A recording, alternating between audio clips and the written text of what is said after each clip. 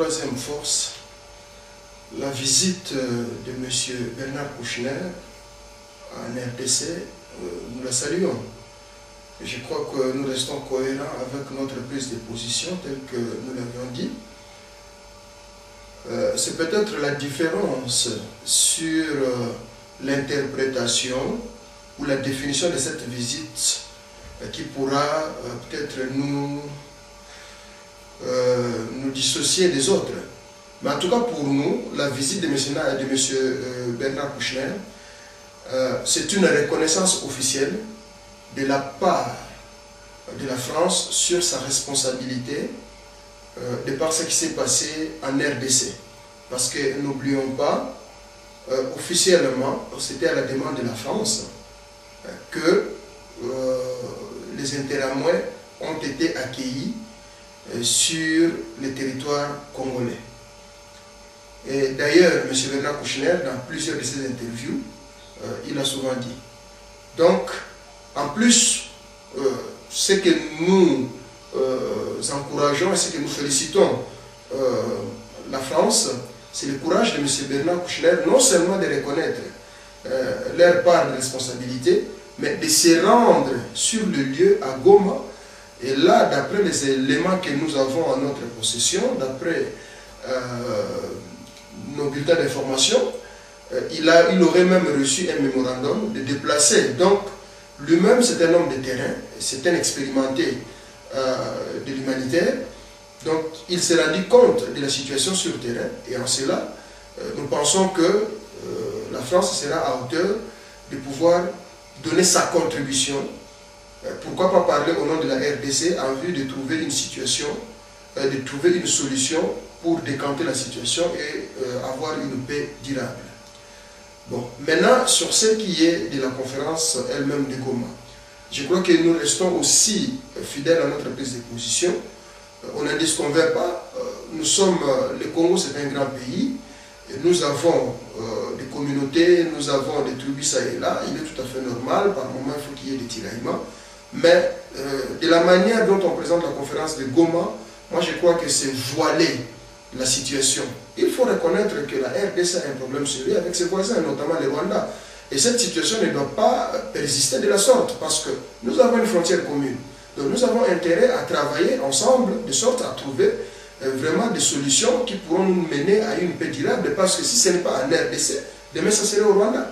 Parce que ça a commencé au Rwanda pour maintenant se situer en RDC. Et si on ne fait pas attention, demain, ça sera vice-versa. Donc, il y a vraiment de quoi à pouvoir dire tout haut qu'il y a un problème sérieux avec le Rwanda et qu'il faut trouver une solution avec le Rwanda, voire même l'Ouganda, pour que la paix règne. Alors, une vraie paix, une paix durable. Mais par contre, nous nous sommes opposés à la proposition de la France d'ouvrir encore l'ENA, l'École nationale d'administration, en RDC. Le pays est fragilisé, ça il faut le reconnaître. Il y a non seulement la guerre des armes, non seulement la guerre des tribus, mais il y a aussi la guerre sociale, des classes sociales. D'une part, nous dénonçons les clubs de fistons, et de l'autre côté, on a tendance à vouloir effacer la classe moyenne, c'est-à-dire où on est à la classe basse, où on est noble. Et faire encore cette école d'administration, moi je crois que c'est dangereux parce que ça serait au profit des riches, ça serait au profit des fistons. Donc ça serait à quelque part la construction d'une certaine monarchie indirecte pour notre pays. Et ça c'est dangereux. Nous pensons qu'il faut donner la chance à tout le monde. Que ceux-là qui sortent des petits coins, que ceux-là qui sortent des familles pauvres, ils sont tous congolais. Et le pouvoir au Congo n'est pas l'apanage seulement d'une certaine classe. Donc à tout celui qui aura des capacités et qui sera en mesure de contribuer pour le bien-être de son pays, moi je crois qu'il ne faut pas l'empêcher. Donc mettre les nains en RDC, ça encore c'est notre problème. Et surtout en plus on ne sait pas qui seront inscrits dans cet ENA. Donc le risque est vraiment grand. Mais par contre si la France veut contribuer ou veut aider la RDC en matière d'éducation nationale, nous pensons que ce serait une bonne chose de venir renforcer parce que nous voulons faire de nos universités, de nos instituts supérieurs, de véritables laboratoires pour le développement de notre pays. Donc, si la France pourra assister, par exemple, l'UNIKIN, l'UNIKIS, l'UNILU, l'IBTP, l'ISTA et tout ce que nous connaissons pour pouvoir d'abord développer ou actualiser ces universités, les mettre au même diapason que toutes les universités supérieures du monde. Je crois que ce serait une bonne chose. Mais créer l'ENA, en tout cas, nous restons sceptiques au niveau de la troisième force. Nous ne sommes pas pour cette idée. Donc, voilà ce qui peut être notre lecture, notre façon de voir les choses face à la visite que nous saluons de M. Kouchner en RDC, et puis sur les contacts qu'il a eus.